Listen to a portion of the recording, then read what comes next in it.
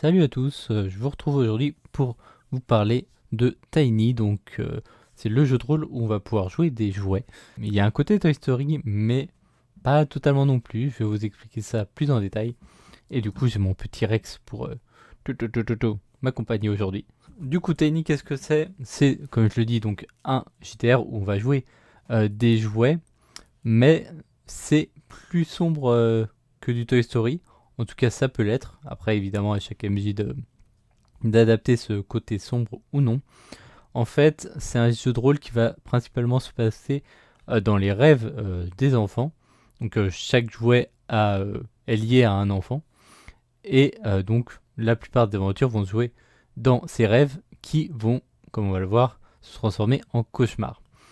En fait, dans ce jeu de rôle, donc, il y a une race de méchants qui sont les Achimérides. Les Achimérides, en gros, c'est des monstres qui vont chercher à transformer justement les rêves en cauchemars. Et s'ils arrivent à faire assez peur à l'enfant dans son cauchemar, ils vont se matérialiser dans le monde réel pour le tuer. Donc voilà, comme vous l'avez compris, c'est pas non plus le plus fun du monde, mais du coup c'est un parti pris assez intéressant. Donc là je vous montre le livre qui est vraiment un petit livre par rapport à la plupart des livres de jeux de rôle. Mais si vous voulez, vous avez aussi un kit de découverte gratuit qui peut vous permettre justement de faire une première partie un peu, de voir un peu le système de jeu, de tester tout ça. Donc voilà, n'hésitez pas à prendre le kit de découverte si ça vous intéresse pour découvrir. Et du coup, ensuite, voilà, vous avez ce petit bouquin. Alors je sais qu'ils ont fait aussi d'autres bouquins avec des campagnes, il me semble, de Tiny. Je ne sais pas ce que contiennent exactement les autres bouquins, pour être très honnête. Là, c'est le livre de base. D'ailleurs, je remercie Olivier d'Ultima Werba qui m'a offert ce JDR comme j'avais gagné son concours de clip. Et du coup, qu'est-ce qu'il y a un peu dans ce livre? Alors, il y a une description évidemment de l'univers, justement, des règles qu'ont les jouets. Donc, au niveau des règles, c'est vraiment très Toy Story, c'est-à-dire dans le monde réel, vous n'avez pas le droit de bouger, vous n'avez pas le droit. Enfin, les humains ne doivent pas avoir connaissance du fait que vous êtes conscient. Ensuite, dans les rêves, évidemment, il y a beaucoup plus de possibilités vu que dans les rêves, on accompagne l'enfant et donc voilà, comme c'est dans son imagination, on va dire que on peut agir, on peut parler et c'est pour ça que clairement la partie rêve prend le plus de place. Après, voilà, il y a possibilité de faire juste du Toy Story simple si on veut, hein. Moi, j'avais déjà fait un one-shot Tiny en mode pure Toy Story, en enlevant totalement la partie cauchemar à Chiméride et tout. Maintenant, c'est dommage parce que c'est pas le but premier du jeu, on va dire. Le but premier du jeu, c'est vraiment de jouer sur ce côté rêve qui se transforme en cauchemar et on va devoir essayer de sauver un peu les rêves de l'enfant et de le protéger. Du coup, donc, comme je disais, il y a la partie présentation du monde. Ensuite, il y a toute une partie création de personnages que je vais vous montrer un petit peu. Tac, tac, tac. Voilà, vous avez toute une partie création de personnages avec les caractéristiques et un peu les règles pour comment créer son personnage. Mais il y a aussi pas mal de compétences, notamment. Voilà, il y a vraiment pas mal de détails sur les compétences que vous pouvez avoir pour créer vraiment le jouet qui vous convient. Donc voilà, vous avez compétences d'élite, émulateur vocal, autorité, forme étrange, gigantisme, malléable, punching ball. Vous avez vraiment pas mal de petites idées qui peuvent vous permettre justement, permettre à vos joueurs de dire ah tiens ouais c'est vrai moi j'aimerais bien jouer tel genre de jouet. Il y a moyen de faire des choses assez différentes et clairement c'est le but, c'est que chaque joueur se crée son propre jouet qui est assez original et différent des autres. Donc voilà, il y a pas mal de compétences qui sont proposées. Après évidemment le MJ peut en créer d'autres et adapter le système autant qu'il veut. Il y a aussi la possibilité de jouer des animaux qui de base sont plus forts que les jouets. Alors honnêtement, moi je suis pas convaincu par le fait de mélanger les jouets et les animaux. C'est à tester, mais voilà, je suis pas ultra convaincu de l'équilibre Et puis même de l'intérêt niveau ambiance, voilà, à voir. Donc moi, je me sentirais pas forcément de faire jouer un chat et des jouets, par exemple. Voilà, vous avez la possibilité si vous voulez de faire jouer des animaux, mais à vous de voir si ça vous intéresse quoi. Ensuite, bon bah il y a un système de défauts, de phobies, etc. pour permettre au personnage d'être un peu plus complexe. Vous avez les règles du jeu. Donc les règles du jeu, le système, alors il est assez simple, mais il faut quand même pas mal de dés. Donc si vous jouez en physique, voilà, il faut un des 6, non, alors des 6 je sais plus, mais il faut des 8, des 10, des 12 et des 20. Donc voilà, il en faut un de chaque, mais tout le monde n'a pas ces dés-là. Oui, si, il faut un des 6 en plus. Donc pour le système, ce qui se passe, c'est que vous allez avoir un niveau d'action. Je vais préciser après ce que c'est le niveau d'action. Et à ce niveau d'action, donc, qui aura une valeur par exemple 4, vous allez ajouter éventuellement les bonus de compétences, donc un petit plus 2, un malus donné par le MJ moins 1, donc ça vous avez un score de 5. Et ensuite, le MJ va décider quelle est la difficulté de l'action. Il peut décider justement entre les différents dés qu'on a vus, des 8, des 10, des 12, etc. Et le but, ça sera en lançant ce dé de faire moins que le score qu'on a établi avant. Donc globalement, on avait dit que c'était 5 qu'il fallait faire ou moins pour réussir l'action. Donc on lance un des 6, il faut faire moins de 5. Si c'est moins de 5, c'est réussi. Sinon, c'est raté. Alors après, il y a des petites spécificités dans les règles que je vous laisserai découvrir. Il y a moyen, notamment si on rate une action, de dépenser certains points pour rattraper cette action. Mais voilà, donc ça c'est le système de base. Et ensuite, donc le niveau d'action, c'est attaché aux points d'action. Les points d'action, c'est à la fois les points de vie et en même temps, justement, c'est les points qui vont permettre d'agir. Donc ça va être une jauge de fatigue en même temps. C'est vrai que ça, c'est le truc que je trouve un peu délicat, notamment à gérer en tant qu'MJ, c'est que vous avez une grosse jauge de points d'action qui va à la fois servir à vos PV, à gérer justement la fatigue, etc. Et le niveau d'action dépend de ces points d'action, justement. Alors c'est par tranche de 10, si je ne me trompe pas. Si vous avez 48 points d'action, vous aurez un niveau d'action de 4. Il vous reste que 24 points d'action, vous avez un niveau d'action de 2. Donc voilà, pour ça, donc c'est vrai que c'est un peu délicat dans le sens où plus le personnage sera blessé, plus il sera fatigué, plus ça sera dur de réussir vraiment toutes les actions. Donc voilà, moi honnêtement, c'est pas le genre de système que je préfère parce que c'est un peu galère à gérer pour le MJ si les joueurs ont du mal au début. Alors après, il y a un système de repos, de soins, tout ça. Mais voilà, en tout cas, voilà un peu pour le système de base. Euh, donc voilà, vous avez ensuite un système de blessures, tout ça, je vais pas rentrer dans les détails non plus. La fatigue, les dégâts, donc il y a tout ce qui est précisé voilà, je vous montre combien de dégâts font les attaques à main nue, en corps à corps, les armes à feu. Vraiment, au niveau des exemples et des détails, le livre est très complet. Ensuite, alors voilà, il y a aussi un système, si vous le souhaitez, d'action rapide, de réaction, si vous voulez quelque chose d'un peu plus stratégique au niveau du système. Après, vous avez moyen de faire sans ça aussi, hein, et de pas rentrer autant dans les détails. Il y a un petit système de peur, du coup, avec la peur qui va augmenter au fur et à mesure du scénario, notamment si les joueurs n'arrivent pas à aider l'enfant et à le rassurer et à affronter les dangers qui se resteront devant eux. Et donc à un certain niveau de peur, du coup il y aura un lancer qui déterminera si la chiméride se matérialise ou non dans le monde réel. Donc ensuite je vais pas rentrer dans tous les détails techniques, mais voilà, il faut montrer un peu voilà, un exemple. Tout ça c'est un tableau de compétences. Donc niveau compétences de vos personnages, il y a vraiment beaucoup de choses. Alors c'est défini en différents groupes.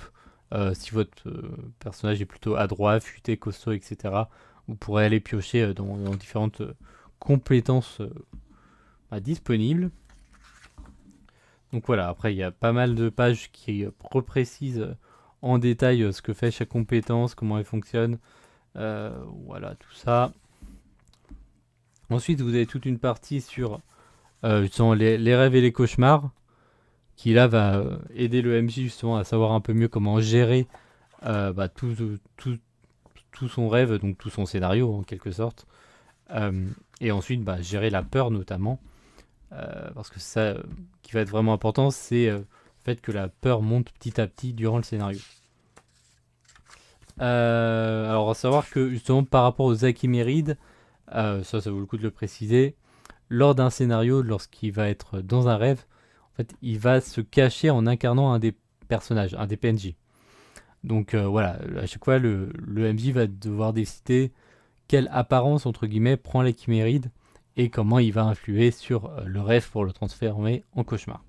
Donc il y aura toujours potentiellement un côté enquête aussi pour les joueurs de savoir qui est la chiméride, où est-ce qu'il se cache, etc.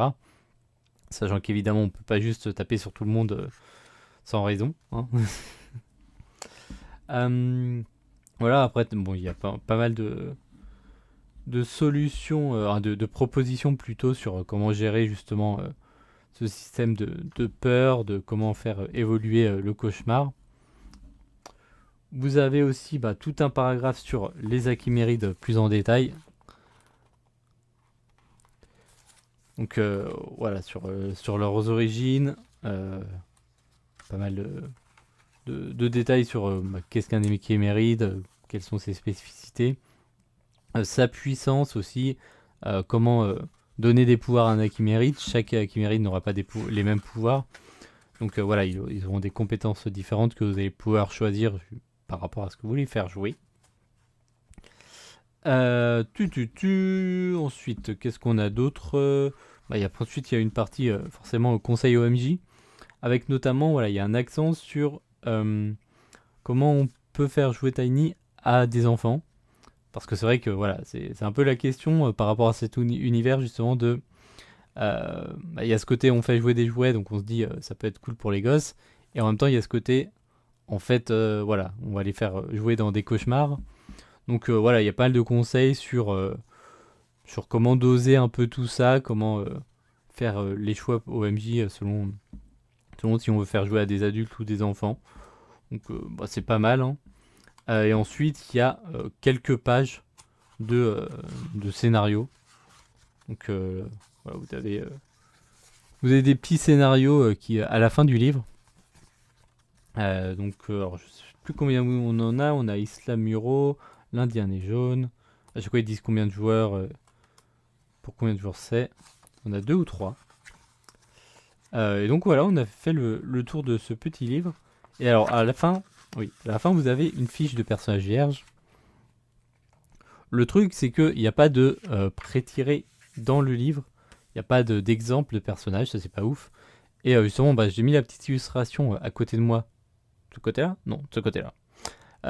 L'illustration que j'ai été chercher justement dans le kit de découverte. Dans le kit de découverte et en ligne, vous allez pouvoir trouver des pré-tirés. Ce qui peut être utile, notamment si vous voulez faire juste un petit one-shot. Donc voilà, ça c'est un peu le côté dommage, c'est que ça coûtait pas grand-chose de mettre un exemple ou deux de fiches de personnages remplies. C'est pas dans le livre de base. Voilà, je trouve ça dommage. Mais dans le kit de découverte, vous avez tout ce qu'il faut. Du coup, pour vous donner un peu mon avis sur ce jeu. Alors moi, le système, c'est pas un système qui me convient forcément. Comme j'ai dit, voilà, le système de points de vie qui sont en même temps des points d'action, donc qu'on peut perdre en étant fatigué, tout ça, et le fait que petit à petit, du coup, ça risque... les personnages vont être de plus en plus fatigués et avoir de plus en plus de mal à réussir leurs actions, sauf s'ils soignent, ils se reposent, tout ça. Mais voilà, c'est pas un système qui m'enchante plus que ça. La difficulté en D8, D12, D20, je suis pas non plus un grand fan. Maintenant, l'univers en lui-même, il est cool. Il est assez original, c'est-à-dire que il permet justement de partir sur un truc qu'on connaît tous un peu, le mode Toy Story. Et en même temps, il propose quelque chose de vraiment, vraiment unique et vraiment différent, quoi. C'est pas juste une reprise de Toy Story et on vous fait ça en jeu de rôle. Non, c'est que à partir de ça, ils ont fait un vrai univers, une vraie proposition qui est de jouer dans ce monde de rêve et de jouer avec ce côté, le rêve qui se transforme en cauchemar. Donc voilà, moi l'univers, je trouve ça cool. À voir si je me sentirais de faire une campagne là-dessus, peut-être pas une grosse campagne clairement, mais sur des petits one-shots, ça me tente bien, pourquoi pas. Pourquoi pas une petite aventure en quelques scénarios éventuellement. Voilà, univers j'aime bien, système je suis pas fan par contre. De toute façon, faites-vous votre avis, comme j'ai dit, il y a le petit test, enfin, la petite version gratuite de découverte, le kit de découverte. Donc ça vaut le coup de regarder bah, si ça peut vous intéresser. Et puis voilà, en plus, il prend pas beaucoup de place. Ça c'est l'avantage sur une petite étagère, il se glisse facilement. Je vois ici le prix 34 euros. Alors je sais pas si ça a évolué depuis, mais voilà, c'est aussi correct. Après, bah, je sens s'adapter au format. Donc voilà, n'hésitez pas à me dire ce que vous en avez pensé. Est-ce que vous y avez joué? Est-ce que ça vous tente d'y jouer? Est-ce que vous en avez entendu parler ou pas? Moi, du coup, ouais, j'avais fait un petit one-shot dessus, mais vraiment, comme j'avais dit, plus en mode Toy Story pur, sans le côté cauchemar. Ça vaudrait le coup à l'occasion que je me penche plus sur un one-shot plus respectueux du lore, on va dire. Je pense qu'il y a des trucs cool à en faire. Après, voilà, clairement, c'est pas un jeu de rôle qui est fait, je pense, pour être le jeu principal d'une grande campagne de ouf. Alors, il y a toujours des gens qui peuvent le faire. Voilà, c'est pas. C'est plus spécifique, donc on a peut-être plus vite fait le tour par rapport à d'autres jeux de rôle qui proposent un univers de ouf. Après, l'avantage c'est que comme ça se passe dans les rêves, vous avez une liberté totale et justement vous pouvez proposer autant d'univers différents, d'histoires différentes et là-dessus ça peut être intéressant. À savoir qu'en plus il y a quand même le côté, pour finir, où justement vous protégez l'enfant, vous le protégez de ses peurs et notamment ils le disent bien dans le livre, l'idéal c'est de faire un lien entre ce que vit l'enfant dans la vie de tous les jours et ensuite retranscrire ça en cauchemar. Donc il y a un côté un peu où voilà, il y a un côté un peu il peut y avoir un côté un peu éducatif cool en mode l'enfant il vit quelque chose de particulièrement perturbant dans sa journée, ça se transforme en cauchemar et justement votre but c'est d'essayer de l'aider là-dessus. Donc donc là-dessus ouais, je comprends que de ce point de vue-là, ça peut être sympa aussi à jouer avec des enfants, à voir comment doser justement le côté un peu terreur, etc. Je pense qu'il y a moyen aussi de faire un entre-deux, c'est-à-dire de jouer le côté rêve qui se transforme en cauchemar en skippant la partie à la fin si le monstre apparaît dans le monde réel, il tue l'enfant. Voilà, il y a aussi moyen d'adapter selon ce qu'on veut faire au final.